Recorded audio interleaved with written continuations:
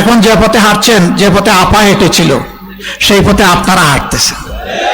আপা যাওয়ার আগে বলতো আমি পালাই না, অমুকের মেয়ে পালায় না। কি হয়েছে এখন? পালাইছে। বাচ্চারা স্লোগান দিয়েছিল পালাইছে রে পালাইছে, তাই না? এই পথে যারাই হাঁটবেন তাদেরকে পালাতে হবে। এই পথ পালানোর পথ। এই পথে হাঁটলে আপনি মক্কা যাইতে পারবেন না, আপনি দিল্লি চলে যাবেন। চাঁদাবাজদের হাত বন্ধ করতে চাই, দুর্নীতিবাজদের হাত বন্ধ করতে চাই, সেই মানবিক বাংলাদেশ গড়তে চাই। ন্যায় ইনসাফের বাংলাদেশ, সকলের জন্য সমান ইনসাফ আমরা নিশ্চিত করতে চাই। এর জন্যই ছিল গণভোট। আপনারা রায় দিলেন, সরকার এখন যারা আছে তারাও বলছিল রায় দেন, হা বলুন। হা সবাই বললাম, এখন আমরা হার উপরে আছি, তারা না হয়ে গেছে। আমি পরিষ্কার বলছি, গণভোট না মানলে শুধু না হবেন না, একসময় নাই হয়ে যাবেন। জনতার রায়কে অগ্রাহ্য অপমান করে অতীতে কেউ টিকে নাই, শান্তি পায় নাই, সম্মান পায় নাই, ক্ষমতা পাকাভুক্ত করতে পারে নাই। 14, 18, 24-এর নির্বাচন তার প্রমাণ।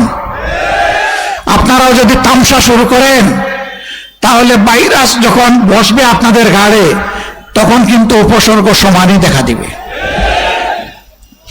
এখন যারা আপনাদেরকে তালে তালে হাওয়া দিচ্ছে, আলবত আলবত আলবত, খুব ভালো, যা করছেন চমৎকার।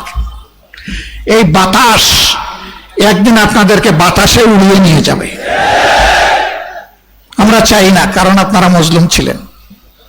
আমরা চাই আপনারা ঠিক পথে ফিরে আসুন, জনগণের রায় মেনে নিন, সংস্কার সাধন করুন, ফ্যাসিবাদের রাস্তা বন্ধ করুন, মানবিক এবং গণতান্ত্রিক বাংলাদেশের রাস্তা খুলে দিন।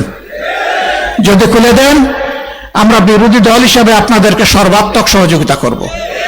আর এখন যে পথে হাঁটছেন, যে পথে আপা হেঁটেছিল, সেই পথে আপনারা হাঁটতেছেন। আপা যাওয়ার আগে বলতো আমি পালাই না, অমুকের মেয়ে পালায় না। কি হয়েছে এখন? পালাইছে। বাচ্চারা স্লোগান দিয়েছিল পালাইছে রে পালাইছে, তাই না? এই পথে যারাই হাঁটবেন তাদেরকে পালাতে হবে। এই পথ পালানোর পথ। এই পথে হাঁটলে আপনি মক্কা যাইতে পারবেন না, আপনি দিল্লি চলে যাবেন। এই পথের শেষ ঠিকানা দিল্লি। এদেশের মানুষ দিল্লির খবরদারি বাংলাদেশের উপর চায় না।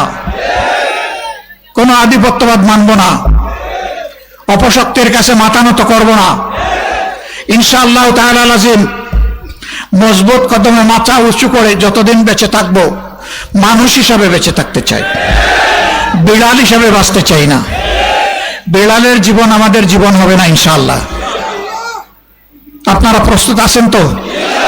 আপনার স্বপ্নগুলো আকাশ ছুবে প্রবাসীর হেলিকপ্টারের মাধ্যমে। বিয়ে, জন্মদিন অথবা যে কোনো বিশেষ প্রয়োজনে হেলিকপ্টার ভাড়া করতে যোগাযোগ করুন স্ক্রিনে দেয়া নাম্বারে। প্রবাসীর হেলিকপ্টার, নিরাপদ ও সাশ্রয়ী বাহনের বিশ্বস্ত নাম।